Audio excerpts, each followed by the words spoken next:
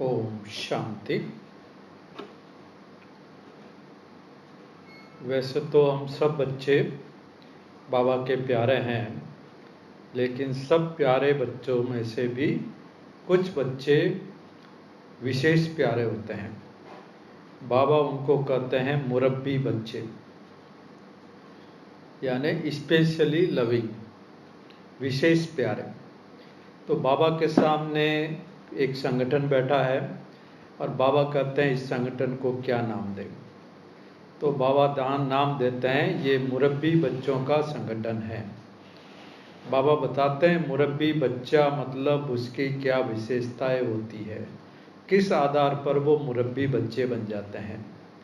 बाबा कहते हैं ऐसे मुरब्बी बच्चे बाप के साथ, बाप के हर कदम के साथ कदम उठाने वाले होते हैं। दूसरा बाबा कहते हैं ऐसे बच्चे सदा स्वतः सहयोगी होते हैं। ऐसे बच्चे सर्व शक्तियों के स्टॉक से भरपूर होते हैं, यानी मास्टर सर्वशक्तिवान होते हैं। और बाबा कहते हैं ऐसे बच्चे मर्यादा पुरुषोत्तम होते हैं। बाप के समान सर्व गुणों का स्वरूप उनसे नजर आता है। और बाबा कहते हैं वो बाबा का साक्षात्कार अपने स्वरूप द्वारा दूसरी आत्माओं को कराते हैं। तो बाबा कहते हैं विशेष मुरब्बी बच्चों का विशेष पाठ होता है, सेवा में भी उनका विशेष पाठ होता है। तो वो मुरली में सुनेंगे। दूसरी फिर बाबा हमारा अटेंशन खिंचवाते हैं अंतिम समय की तरफ। बाबा कहते हैं जब अंतिम समय प्रकृति की आपदाएं आएगी, उस समय अन्य आत्माओं को क्या चाहिएगा।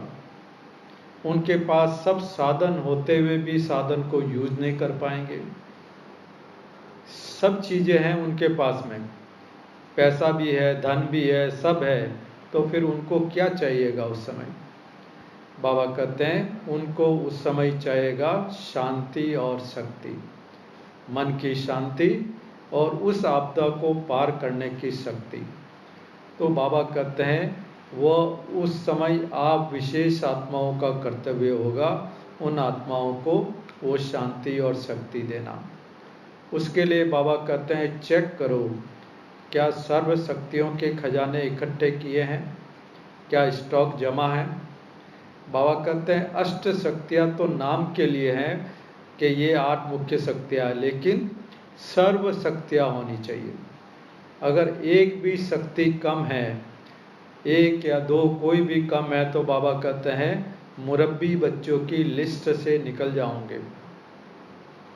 तो बाबा कहते हैं चेक करो। दूसरा बाबा कहते हैं उस समय आप लोग क्या करोगे जब पानी का एक बूंद भी दिखाई नहीं देगा, अन्न होते हुए भी खाने योग्य नहीं होगा, तो आप लोग क्या करोगे, क्या करेंगे।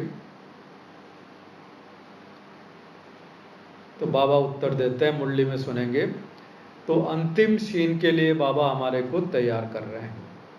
तो बाबा के आज के महावाक्य सुनते हैं कैसे हम भी मुरब्बी बच्चे बन सकते हैं बाबा के, और किस तरह से मुरब्बी बच्चे बनकर विशेष आत्मा बनकर हमारी विशेष सर्विस हो सकती है। बाबा वो बताते हैं। ये मुरली है 13 सितंबर 1974 की।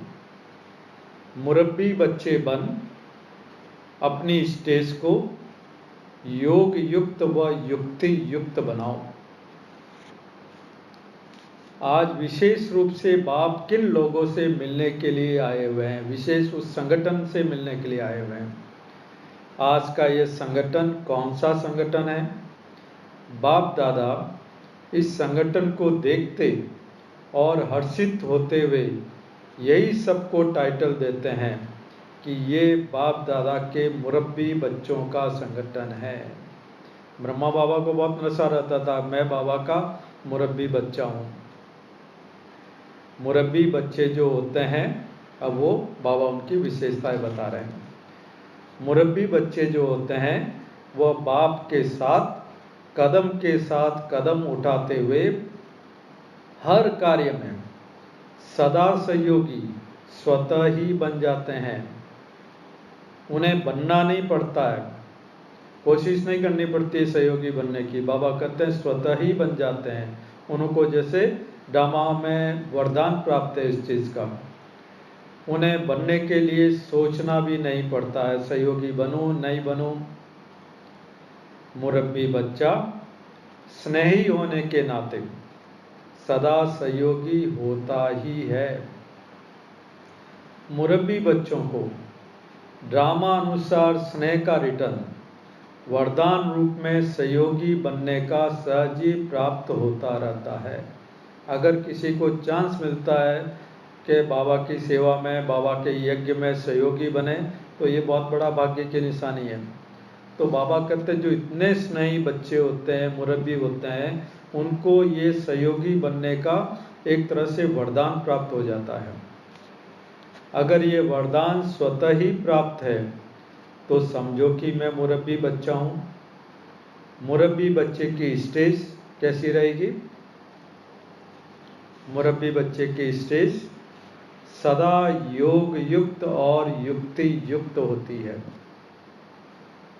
मुरब्बी बच्चा अर्थात बाप के समान सर्व गुणों का स्वरूप जो बाप के गुण हैं, उन गुणों को साकार करने वाला ही मुरब्बी बच्चा कहलाता है। मतलब सर्वगुण संपन्न। ये ऐसा ही ग्रुप है और ये सर्विस के निमित्त बनी हुई जिम्मेवार आत्माएं हैं। ये तो सब कहेंगे कि सर्विस के अर्थ निमित्त, अर्थात बाप के गुणों को साकार करने के निमित्त, इसको ही सर्विस कहा जाता है। बाप के गुणों को साकार करने के निमित्त बनना ही सर्विस कहा जाता है। बाकी ज्ञान का वर्णन करना, बाबा कहते हैं ये तो कॉमन बात है, ये विशेष सर्विस नहीं है। सर्विस की विशेषता अर्थात बाप के सर्व गुणों का स्वरूप बनकर बाप का साक्षात्कार अपने स्वरूप द्वारा कराना, तब कहेंगे ये सर्विस की विशेषता। बाबा कहते हैं सुनना और सुनाना, ज्ञान सुनना और ज्ञान सुनाना, ये तो बाबा कहते हैं द्वापर से चला ही आ रहा है। जो शास्त्रवादी है, पंडित है, साधु संत क्या करते हैं? ज्ञान ही सुनाते हैं। तो बाबा कहते हैं ये तो कोई खास बात नहीं हुई, विशेष बात नहीं हुई, ज्ञान सुनना सुनाना, ये तो द्वापर युग से चला आ रहा है। लेकिन आप विशेष आत्माओं की विशेषता किस बात में है? बाहर के कंपैरिजन में आपकी क्या स्पेशलिटी है? बाबा वो पूछ रहे हैं। बाप समान बन सर्व को बाप का साक्षात्कार कराना और साक्षात बनकर के साक्षात्कार कराना। पहले आप खुद बनोगे साक्षात वैसा ही बाप समान, तब बाप का साक्षात्कार आपसे होगा। ये सिर्फ विशेष आत्माएं ही कर सकती है, ये और कोई आत्मा नहीं कर सकती है। न तो भक्ति मार्ग वाले कर सकते हैं और न ज्ञान मार्ग में आने वाली साधारण आत्माएं कर सकती है।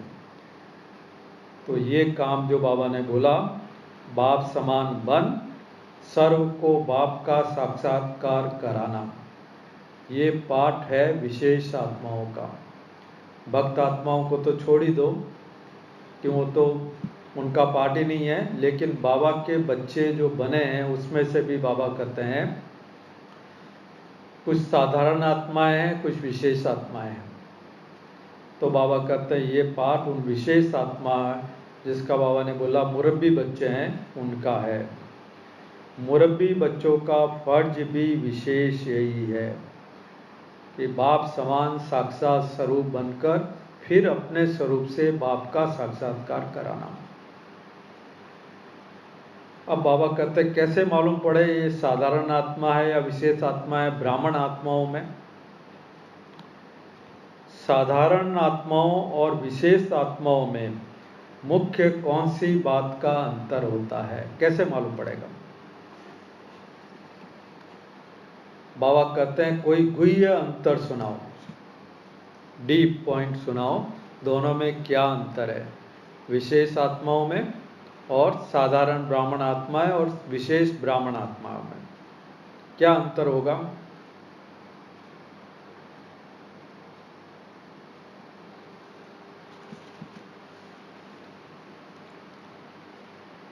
साधारण आत्मा, ओम शांति। हाँ बोलिए। साधारण आत्मा का इतना प्रभाव नहीं पड़ेगा बोल में और चलन में, बातों में। और विशेष आत्मा जो होगी वो मतलब उनके बोल हर कर्म शक्तिशाली होंगे, प्रभाव पड़ेगा उसका दूसरों पर। ठीक बात है। तो बाबा कहते हैं मुख्य अंतर यह है, विशेष आत्माओं के मुख से, उनके अनुभव से हर आत्मा का 1 सेकंड में और अति सहज ही डायरेक्ट बाप से कनेक्शन जुट जाएगा। ऐसी विशेष आत्माएं जो होती है, बाबा कहते हैं उनके बोल से, उनके अपने अनुभव से हर आत्मा का जो भी उनके संपर्क में आएगी 1 सेकंड में और अति सहज ही डायरेक्ट बाप से कनेक्शन जुड़ जाएगा। और जो साधारण आत्मा होगी वह बीच में दलाल जो बनते हैं, तो पहले दलाल में रुककर फिर बाद में बाप से डायरेक्ट जुटेगा। साधारण आत्माओं के सर्विस की रिजल्ट में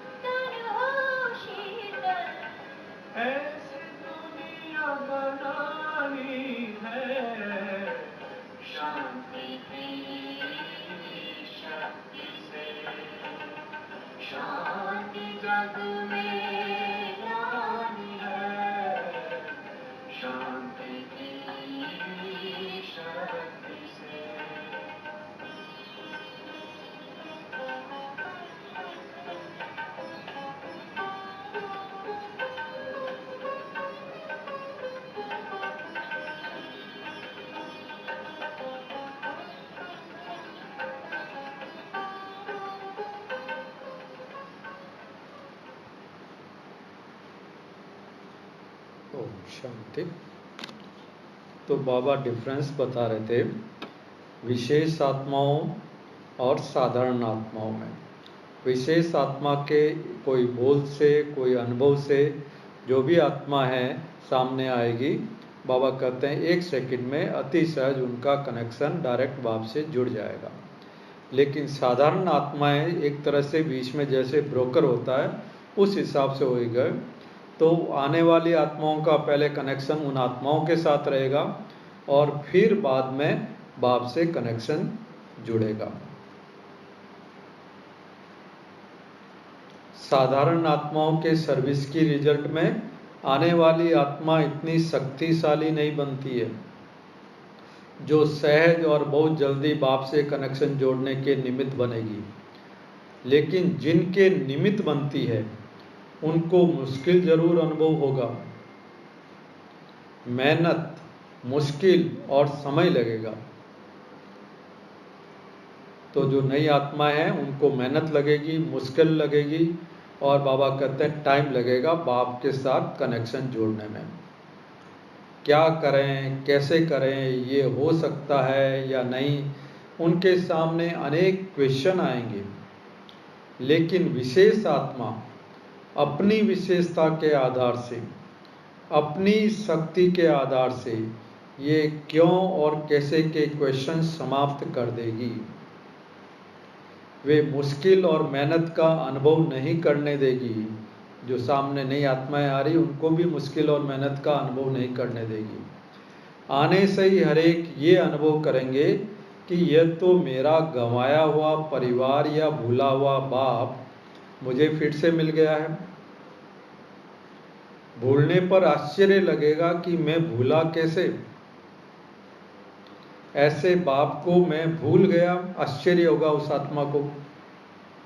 यह है मुख्य अंतर विशेष आत्माओं और साधारण आत्माओं का। साधारण आत्माएं प्रयत्न करती है कि बाप से डायरेक्ट कनेक्शन जुट जाए, लेकिन अब बाबा कहते हैं लास्ट में अभी जो आत्माएं आएगी अब वो कैसी आएगी। लेकिन आजकल की निर्बल आत्माओं को, आगे बाबा कहते हैं लास्ट में जैसे जैसे टाइम पास होता जाएगा आने वाली आत्माओं शक्तिशाली नहीं होगी, निर्बल होगी, उनको आपका आधार चाहिएगा। लेकिन आजकल की निर्बल आत्माओं को सिर्फ अपना बल नहीं चाहिए, क्योंकि वे सिर्फ ज्ञान और योग के आधार से नहीं चल पाते हैं, बल्कि उनको निमित्त बनी हुई आत्माओं की शक्ति का सहयोग चाहिए, जिससे कि वह जंप दे सके। बाबा कहते हैं दिन प्रतिदिन आपके पास जो आत्माएं आएगी वह अति निर्बल स्टेज वाली ही आएगी।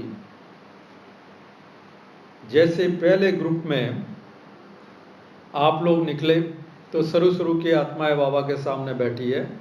पहले ग्रुप में मतलब आदि रत्न की लगता आदि रत्न बैठे हैं। तो बाबा कहते हैं जैसे पहले ग्रुप में आप लोग निकले तो पहले ग्रुप की शक्ति हिम्मत और दूसरे ग्रुप की शक्ति हिम्मत और तीसरे ग्रुप की शक्ति और हिम्मत में अंतर दिखाई देता है ना। पहले वाले आए वो धक से आ गए, सोचा नहीं कुछ भी, सब कुछ विघ्न होते हुए भी सब छोड़ छुड़ा के पहुंच गए। उनकी हिम्मत थी, उनकी लगन थी, उनका प्यार था। उसके बाद जैसे जैसे ग्रुप आते गए तो उसका वो परसेंटेज जो है वो कम होता गया। तो बाबा कहते हैं हर एक ग्रुप जैसे जैसे आ रहे हैं पहले वाले ग्रुप से शक्ति कम है, कमजोर है। ऐसे ही फिर नई नई आत्माएं जो अब निकल रही है उनकी शक्ति और हिम्मत में भी अंतर दिखाई देता है। 74 की आत्माएं, अब 2020 में आने वाली आत्माओं का क्या होगा फिर। बाबा कहते हैं उनकी शक्ति और हिम्मत में भी अंतर दिखाई देता है, तन से भी और मन से भी हर ग्रुप में अंतर दिखाई देता जाता है। ये तो सबका अनुभव है ना। हिसाब से सोचो कि अब जो लास्ट की आत्माएं आएगी, 74 में बाबा ने बोला कि बाद में जो लास्ट की आत्माएं आएगी वह क्या होगी, अति निर्बल होगी ना। तो ऐसी निर्बल आत्माओं को सिर्फ ज्ञान दे दिया, उन्हें कोर्स करा दिया या योग में बिठा दिया तो वे इससे आगे नहीं बढ़ेगी। तो फिर क्या करना पड़ेगा। बाबा ने कहा खाली ज्ञान दे दिया, कोर्स करा दिया, योग में बिठा दिया, इससे वो आत्माएं आगे नहीं बढ़ेगी। तो क्या करना पड़ेगा।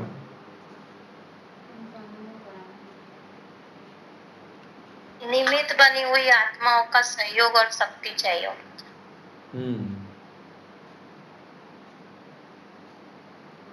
तो बाबा कहते हैं अब तो निमित्त बनी हुई आत्माओं को अपनी प्राप्त की हुई शक्तियों के आधार से ही निर्बल आत्माओं को सहयोग देते हुए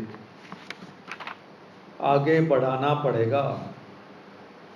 इसके लिए अभी से ही अपने में सर्व शक्तियों का स्टॉक जमा करो। 70 से बाबा ने बोलना चालू कर दिया, अपने में सर्व शक्तियों का स्टॉक जमा करो।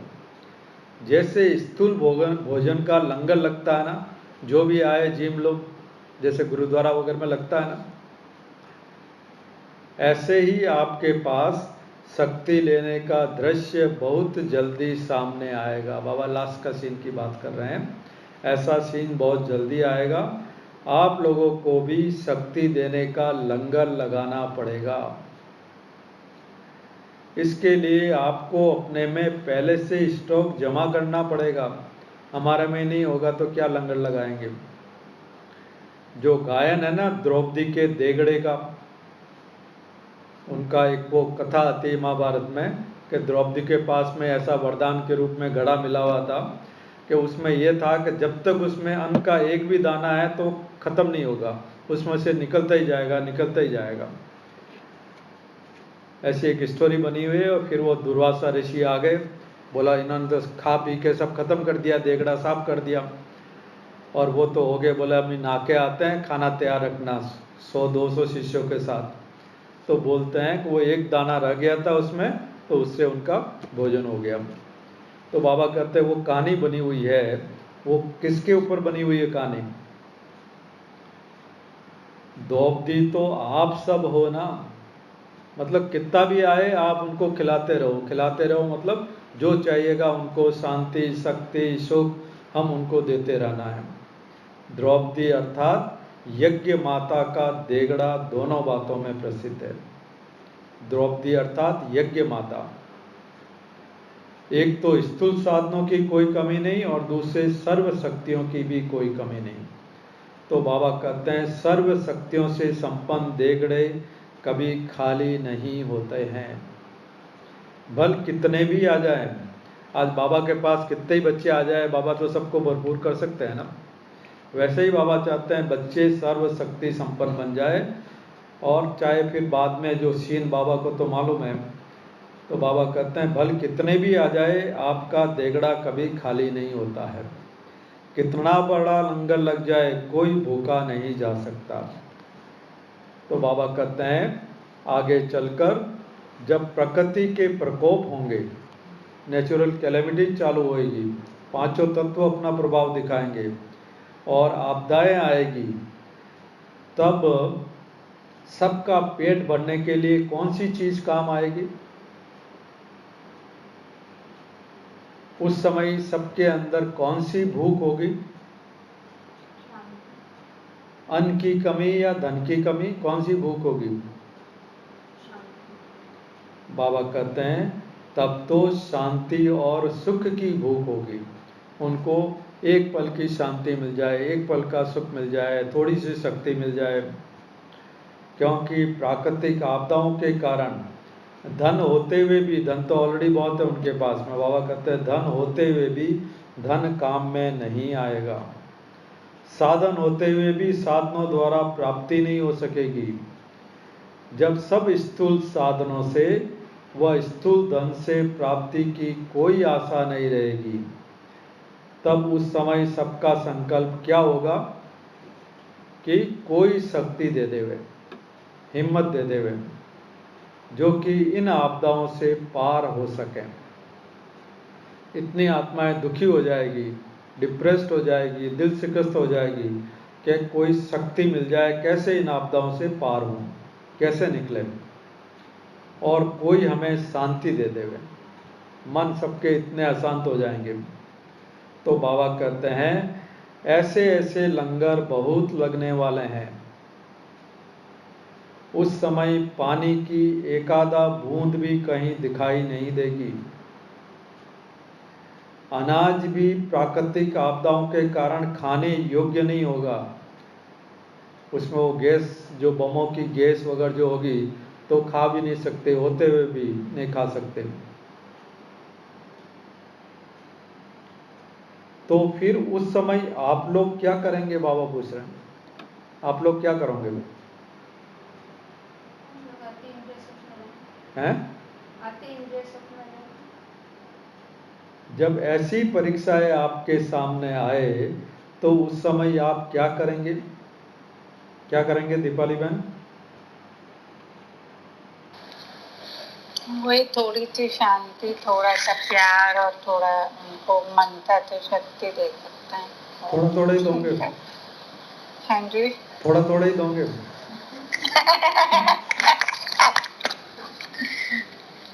अभी तो हो रहा है इंडिया में, तो ऐसा ही हाल ऑलरेडी हो रहा है। कुछ नहीं, यहाँ बैठ के कुछ नहीं कर सकते, उनके पास तो नहीं जा सकते, दूर से कर सकते। देखते हैं बाबा क्या बोलते हैं। जब ऐसी परीक्षाएं आपके सामने आए, अन्न नहीं, पानी नहीं, उस समय आप क्या करेंगे? क्या ऐसी परीक्षाओं को सहन करने की इतनी हिम्मत है? वो तो दुनिया के सामने बाबा ने बोला चलो नहीं है, हमारे सामने भी अन्न है, खा नहीं सकते, पानी नहीं है, ऐसी आपदाएं आएगी तो बाबा कहते हैं क्या सहन करने की इतनी हिम्मत है? क्या उस समय योग लगेगा कि प्यास लगेगी? पानी नहीं है तो प्यास ही लगेगी ना, योग कहाँ लगेगा? अगर कुएं भी सूख जाएंगे फिर क्या करेंगे? किसी के संकल्प चला होगा, बोला कुएं में से निकाल लेंगे। बाबा कहते हैं जब ये विशेष आत्माओं का ग्रुप है, बाबा के सामने तो विशेष आत्माएं बैठी है, मुरब्बी बच्चे बैठे हैं, तो बाबा कहते हैं तो उनका पुरुषार्थ भी तो विशेष होना चाहिए ना। बाबा पूछते हैं क्या इतनी सहन शक्ति है? बाबा कहते हैं ये क्यों नहीं समझते जैसे कि गायन है, मतलब आप लोगों को तो निश्चय बुद्धि होना चाहिए कि हमारे साथ कौन है।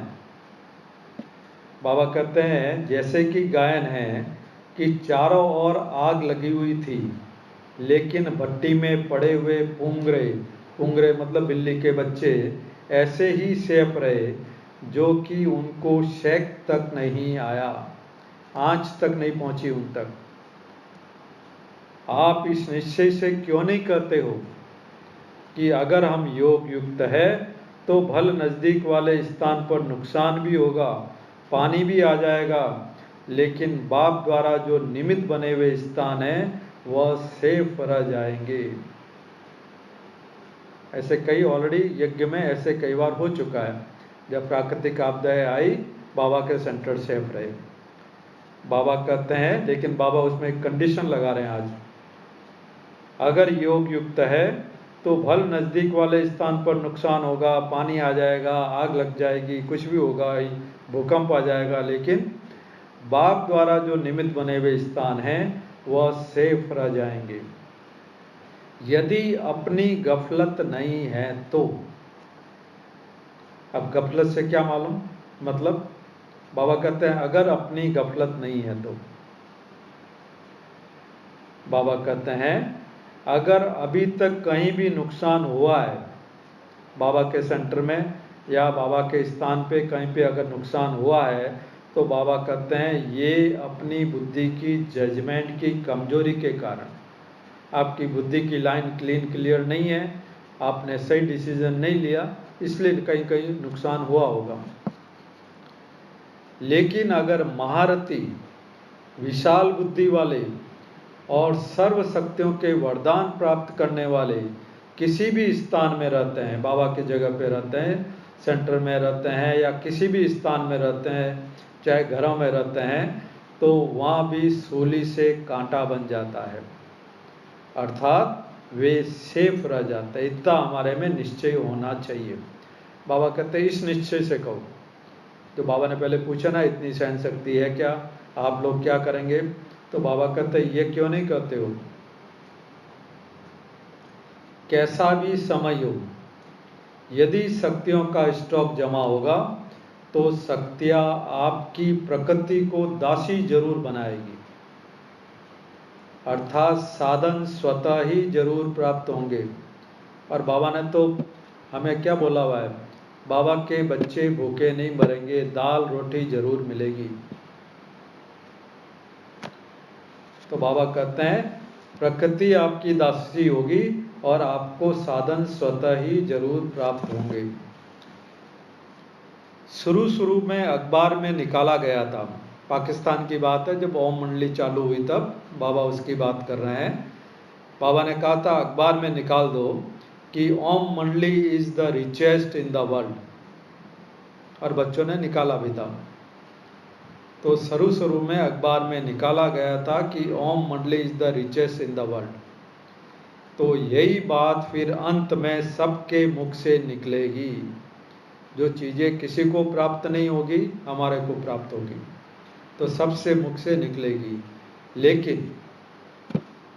लेकिन ये अटेंशन जरूर रखना है कि अगर किसी भी शक्ति की कमी होगी तो कहीं न कहीं धोखा खाने का भी अनुभव होगा। इसलिए बाबा इतना जोर दे रहे हैं कि सब शक्तियों का स्टॉक जमा करो। इसलिए पुरुषार्थ अभी इन महीन बातों पर करना चाहिए। 74 से बाबा कहते हैं महीन बातों पे पुरुषार्थ होना चाहिए। किसी को दुख तो नहीं दिया, हैंडलिंग करना आया या नहीं आया, बाबा कहते हैं ये तो सब छोटी छोटी बातें हैं। मुरब्बी बच्चों का पुरुषार्थ अभी तक इन बातों का नहीं होना चाहिए। अभी का पुरुषार्थ क्या होना चाहिए? अभी का पुरुषार्थ सर्व शक्तियों के स्टॉक के भरने का होना चाहिए। मुरब्बी बच्चों के रोज के चार्ट की चेकिंग ये नहीं होनी चाहिए कि किसी पर क्रोध तो नहीं किया या कोई मुझसे असंतुष्ट तो नहीं हुए। बाबा कहते हैं ऐसी मोटी मोटी बातें चेक करना ये तो घुड़सवार और प्यादों का काम है। क्यों? महारथियों का तो बाबा कहते हैं ये सब पास की बातें हो जानी चाहिए। मुरब्बी बच्चों का पुरुषार्थ अभी तक इन बातों का नहीं होना चाहिए। अभी का पुरुषार्थ सर्व शक्तियों के भरने का होना चाहिए। कोई भी एक शक्ति का नहीं होना। तो बाबा कहते हैं अर्थात मुरब्बी बच्चों का लिस्ट से निकलना, मुरब्बी बच्चों की लिस्ट से निकलना। फिर बाबा कहते हैं उनको मुरब्बी बच्चा नहीं कहेंगे, एक भी शक्ति की कमी है तो। ऐसे नहीं कि 6 शक्तियां तो मेरे में हैं और 8 शक्तियों में से 2 नहीं है,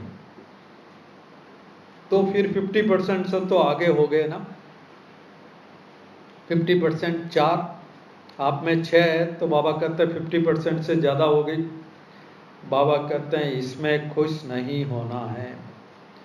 अष्ट शक्तियाँ तो मुख्य कहा जाता है, लेकिन होनी तो सर्व शक्तियाँ चाहिए। ये तो मुख्य बताइए कि ये 8 तो कम से कम होनी चाहिए, लेकिन बाबा कहते हैं सर्व शक्तियाँ होनी चाहिए। क्यों? हमारा टाइटल क्या है? मास्टर सर्व शक्तिवान है ना, खाली शक्तिवान नहीं है। सिर्फ अष्ट शक्तियाँ ही तो नहीं है ना, है तो बहुत। बाकी ये तो सिर्फ सुनाने के लिए सहज हो जाए इसलिए अष्ट शक्तियाँ सुनाई गई है, सुना दी गई है। अब कोई एक शक्ति की भी कमी नहीं होनी चाहिए, क्योंकि अब जिस भी शक्ति की कमी होगी क्या होगा? क्या रिस्क है उसमें? अगर एक भी शक्ति की कमी हुई तो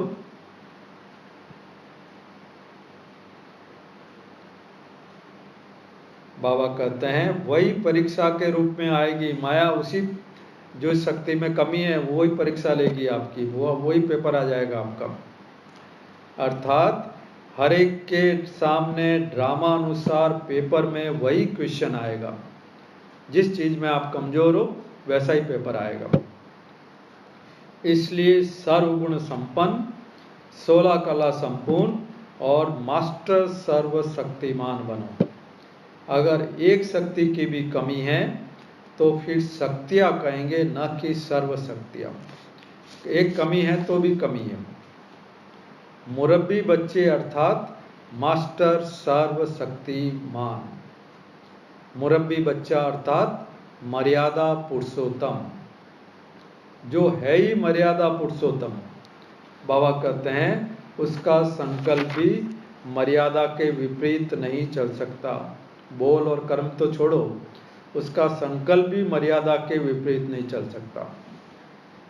जब आप लोगों की चलन को मर्यादा व ईश्वरीय नियम समझकर चलते हैं, बाबा ने कहा आप तो लॉ में करो। अभी आप जो चलन चलते हो वो भविष्य के लिए लॉ बन जाती है, कानून बन जाता है। तो बाबा कहते हैं जब आप लोगों की चलन को मर्यादा या ईश्वरीय नियम समझकर चलते हैं तो आप लोग भी तो मर्यादा पुरुषोत्तम हुए ना। बाप दादा ने इस संगठन की रूपरेखा सुनी भी और देखी भी।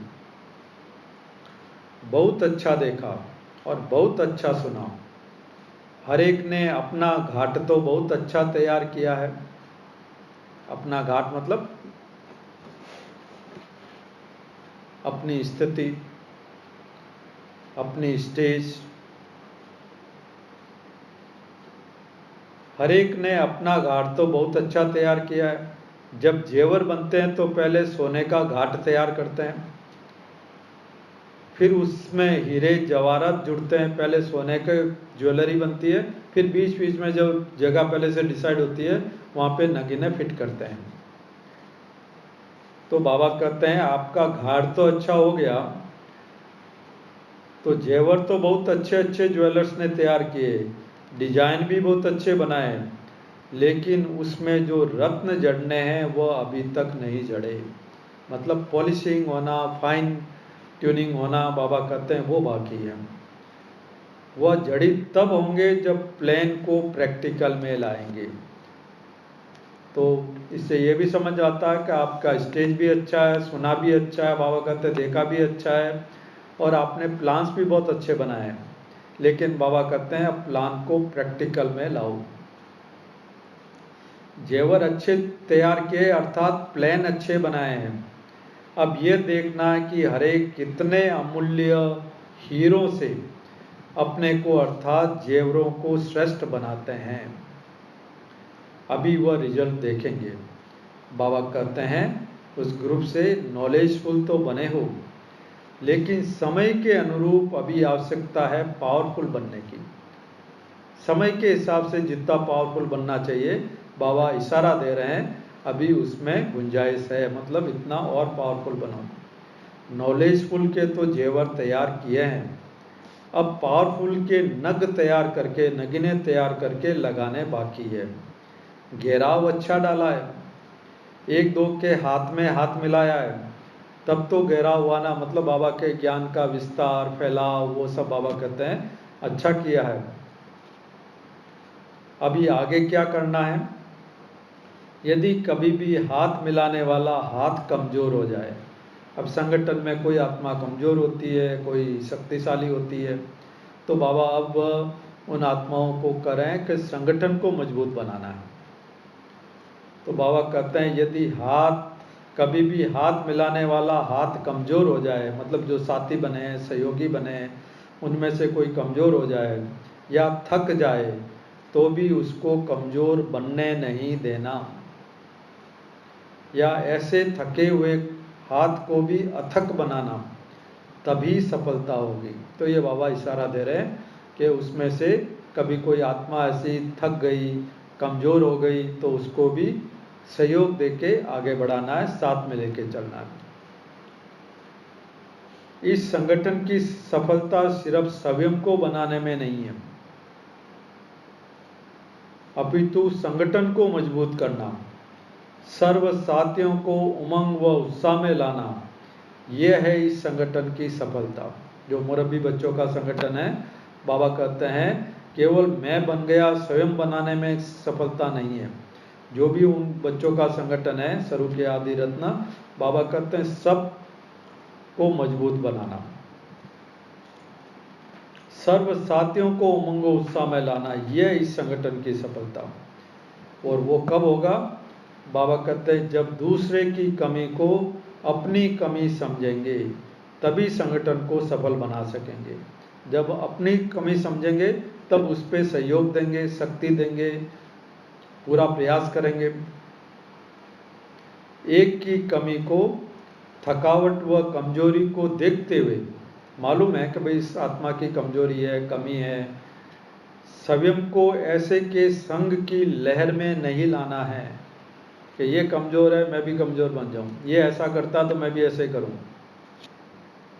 फलानी ऐसे करती है तो फिर मैं भी तो कर लूं, फलानी थोड़ी लूज हो गई तो बोला ये भी तो करती है, मैंने किया तो क्या हुआ, ऐसे नहीं। फलानी ने किया, यदि मैंने भी किया तो क्या हुआ? बाबा कहते हैं ये संकल्प स्वप्न तक भी नहीं आने देना, तब समझो कि सफलता है।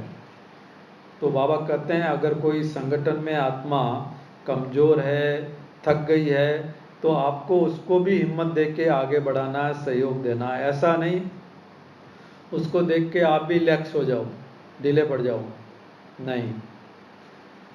मधुवन निवासी भी लक्की है, मधुवन निवासियों की रिजल्ट उमंग, उत्साह और अथकपन में अच्छी है। बाकी आगे के लिए, अब बाबा इशारा दे रहे हैं और क्या करना है। बाकी आगे के लिए और भी माया प्रूफ बनो। जैसे वाटर प्रूफ होता है ना, घड़िया आती है ना, वाटर प्रूफ पानी में डाल दो कुछ नहीं होता। बाबा कहते हैं जैसे वाटर प्रूफ होता है ना, ऐसे ही मधुवन निवासियों को माया प्रूफ बनना है, समझा।